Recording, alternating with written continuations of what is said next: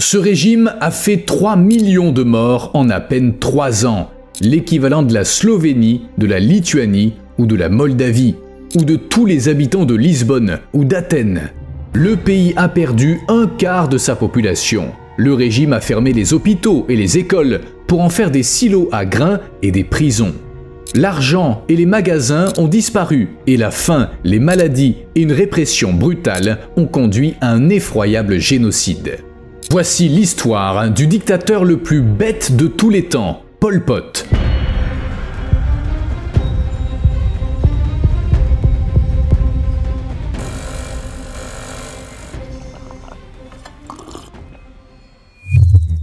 Voici un rappel discret de faire un petit quelque chose sous la vidéo. Bien, tout ça s'est passé au Cambodge, un pays d'Asie du Sud-Est, voisin de la Thaïlande et du Vietnam, en 1975. Cet homme, qui se faisait appeler Pol Pot, a décidé de faire de 75 l'année zéro, de couper le Cambodge du reste du monde et de reconstruire la société selon des idéaux communistes. Et il y avait du travail. Pol Pot pensait que la société cambodgienne avait été corrompue par le monde extérieur. Son régime a entrepris d'effacer les signes de l'influence occidentale, vidant les villes et forçant les citadins à aller à la campagne. Mais cet exode n'avait rien à voir avec ce que vous pourriez imaginer. Des soldats armés ordonnaient aux gens de partir et, terrifiés, ils obéissaient. Des milliers de personnes ont quitté les villes dans le chaos et des familles ont été séparées. Les gens marchaient pendant des semaines sans rien à manger et sans savoir où aller, car personne ne leur avait rien dit. Beaucoup ne survivaient pas au voyage, et ceux qui ont eu la chance d'atteindre la campagne ont été forcés d'effectuer des travaux exténuants. Creuser des fossés d'irrigation, planter du riz. Les enfants épandaient de l'engrais sur les champs. Ceux qui tentaient de résister disparaissaient. La mort était omniprésente. Depuis Phnom Penh, la capitale, et d'autres villes, les autorités ont déplacé 2 millions de personnes vers la campagne. Fonctionnaires, médecins, enseignants et autres professionnels ont été dépouillés de leurs biens et forcés de travailler dans les champs dans le cadre d'une campagne de rééducation. Ceux qui se plaignaient, cachaient leurs rations alimentaires ou enfreignaient les règles étaient envoyés en prison dans le tristement célèbre camp S21 où ils étaient torturés et tués. Les dirigeants cambodgiens de l'époque sont appelés les Khmers rouges. Ils ont renommé le pays Kampuchéa démocratique et ordonné que les rizières soient redessinées pour former des échiquiers. Pourquoi? Car ça figurait sur l'emblème du pays. Mais ils ont pris bien d'autres décisions absurdes, carrément insensées.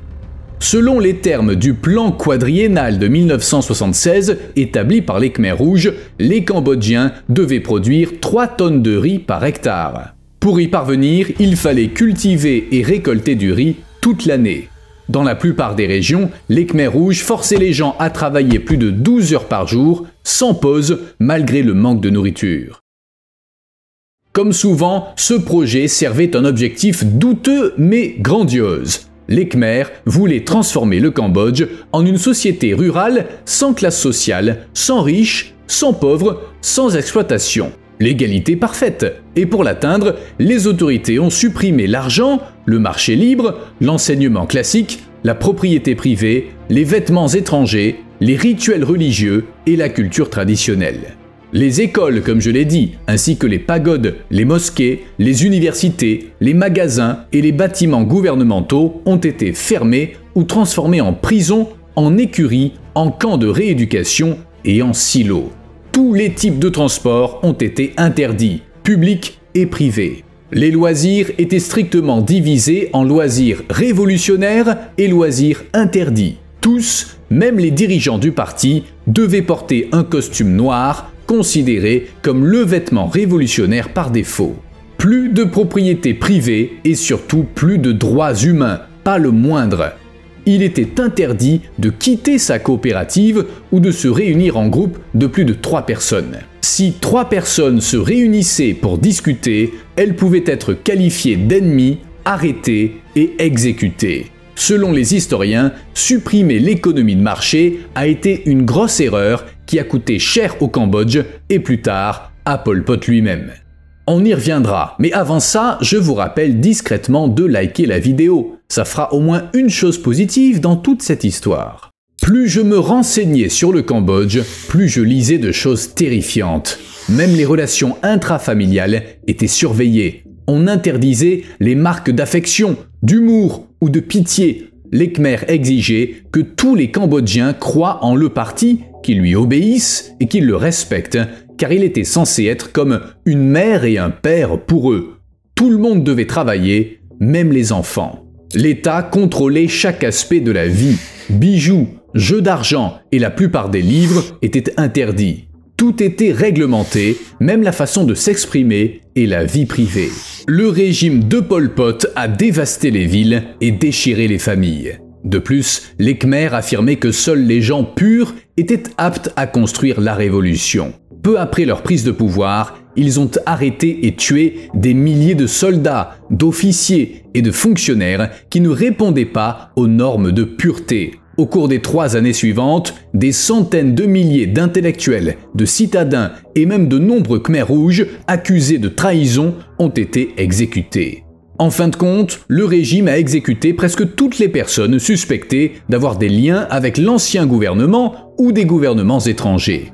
Le plus choquant, c'est que même les médecins ont été tués. Ainsi, sans exagérer, il n'y avait plus personne dans le pays pour soigner la population. Et à cause du travail forcé, des conditions de vie et de la malnutrition, les gens tombaient malades constamment. Outre les médecins, les avocats, les enseignants et autres intellectuels ont été tués, y compris les gens qui parlaient une langue étrangère ou qui portaient simplement des lunettes. Les Khmers ont également traqué et tué les membres de minorités, comme les Chinois et les Vietnamiens. Ou encore les Cham musulmans, 70 à 80% d'entre eux ont été éliminés. Ce génocide monstrueux a duré 3 ans, 8 mois et 20 jours. En novembre 78, lorsque le Vietnam voisin a envahi le pays et mis fin aux tueries, entre 1,25 et 3 millions de personnes étaient mortes à cause des actions des Khmers rouges, selon les sources. La population du Cambodge, avant l'arrivée au pouvoir des Khmers, était de 7,5 millions. Les gens mouraient de maladies par manque de médicaments et de soins médicaux, de faim, d'exécution ou de l'épuisement dû au surmenage. On ignore le nombre exact de victimes. Bien que les Khmers aient tenu des registres détaillés, beaucoup d'entre eux ont disparu dans les archives vietnamiennes. Il faut encore mentionner la prison S21, qui se trouvait dans un bâtiment du lycée Tuol Svai Pré à Phnom Penh. Les salles de classe avaient été transformées en cellules, le gymnase en salle d'interrogatoire et le réfectoire en salle d'exécution. En 1976, plus de 17 000 personnes y ont été interrogées, fichées et photographiées par des fonctionnaires khmers. Selon les sources, seulement 7 à 12 personnes sont ressorties vivantes de cette prison. Il y avait environ 200 prisons de ce type dans le pays. Aujourd'hui, la prison S21 a été préservée exactement telle qu'on l'a trouvée en 1977. C'est maintenant le musée du génocide de Tuol Sleng. Et celui-ci ne manque pas d'expositions, documents et photos des interrogatoires et des exécutions étaient nombreux car les dirigeants khmers voulaient s'assurer que leurs ordres étaient suivis à la lettre. Enfin, il faut savoir que les gardes, le personnel et les bourreaux étaient presque des enfants. La plupart avaient moins de 20 ans. Ils venaient tous de milieux paysans et leurs proches avaient été enfermés dans d'autres prisons. Ainsi, ils avaient le choix entre suivre les ordres des Khmers rouges et mourir. Techniciens, ingénieurs, enseignants, étudiants, ministres, militaires, diplomates étrangers et moines, tous sont passés par la prison S21. Être arrêté constituait une preuve de culpabilité et les prisonniers qui ne mouraient pas entre les murs de la prison étaient envoyés dans les champs de la mort pour y être éliminés.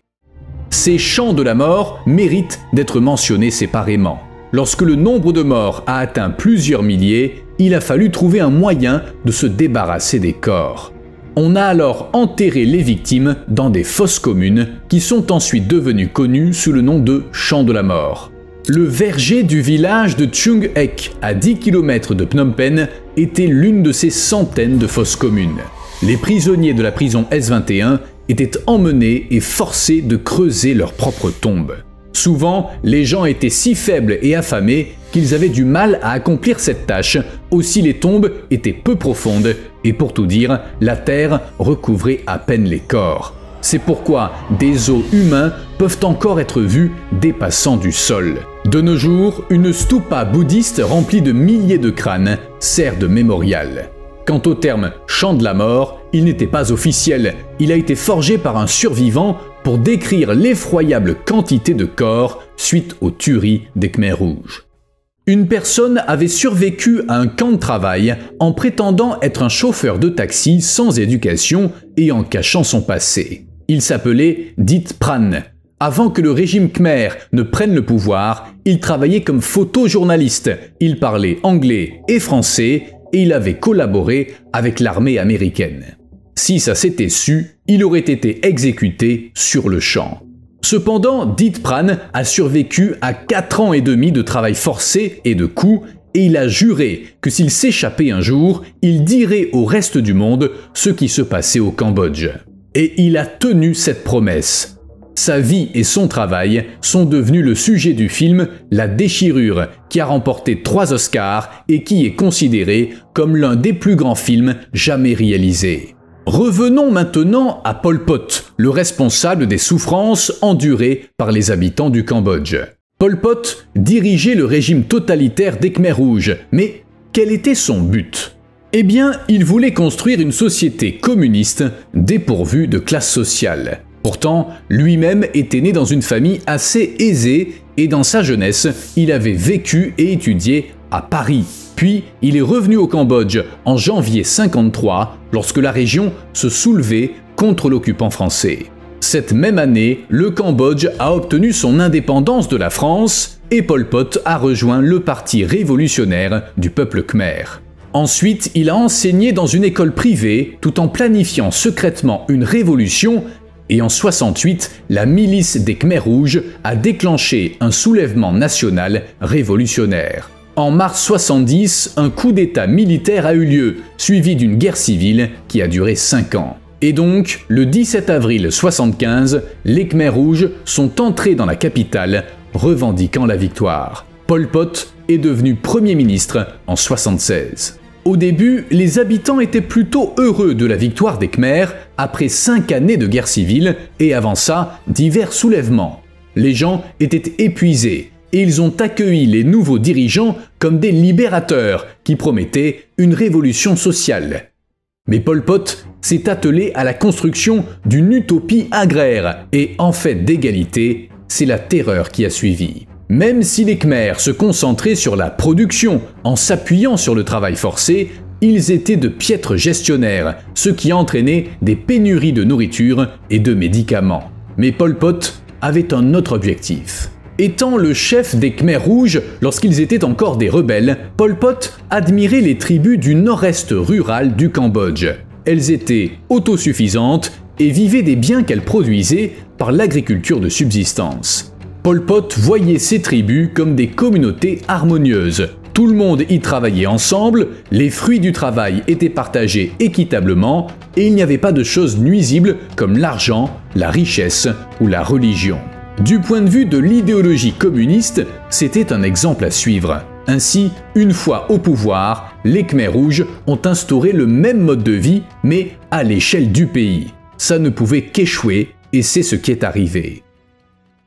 Pendant son règne, Pol Pot a essayé d'étendre son influence au Vietnam, mais il n'a pas pu vaincre l'armée vietnamienne, bien qu'il y ait eu des combats fréquents à la frontière. C'est cette ambition de conquérir le pays voisin qui a causé la chute de sa dictature. Les tensions se sont aggravées en 1977 et en décembre 1978, le Vietnam a envoyé 60 000 soldats au Cambodge, soutenus par des avions et de l'artillerie. Le Vietnam a envahi le Cambodge avec un objectif clair, renverser Pol Pot. Le 7 janvier 1979, les troupes vietnamiennes ont pris Phnom Penh et forcé le dictateur à s'enfuir dans la jungle où il a repris ses activités de guérilla. Mais l'influence des Khmers a commencé à s'estomper après l'accord de cessez-le-feu de 91 et à la fin des années 90, le mouvement s'était effondré. En 97, un groupe qui s'était séparé des Khmers rouges a capturé Pol Pot et l'a placé en résidence surveillée. Néanmoins,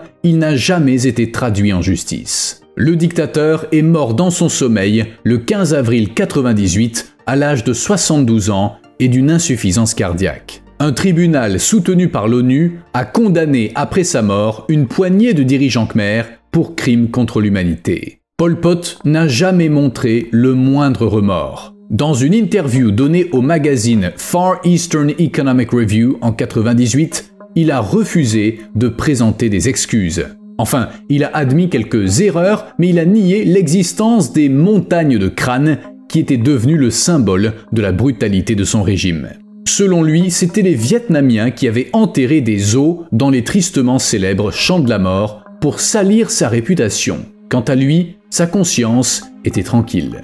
Comment va le pays aujourd'hui, après toutes ces horreurs? Ceux qui ont survécu au régime khmer en restent profondément marqués. De nombreuses personnes souffrent de problèmes de santé mentale à cause de la perte de membres de leur famille et de ce qu'elles ont enduré. Plusieurs centaines de milliers de Cambodgiens ont quitté leur pays et sont devenus des réfugiés. La terre elle-même a souffert. Les millions de mines posées par les Khmers rouges et les forces gouvernementales ont causé des milliers de morts et de blessés depuis les années 80.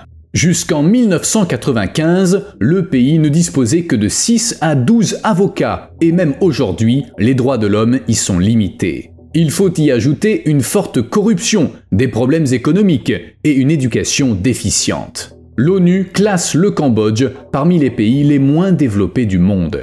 Tout ça est l'héritage d'une dictature brutale, et il faudra encore de nombreuses années pour reconstruire le pays. À plus!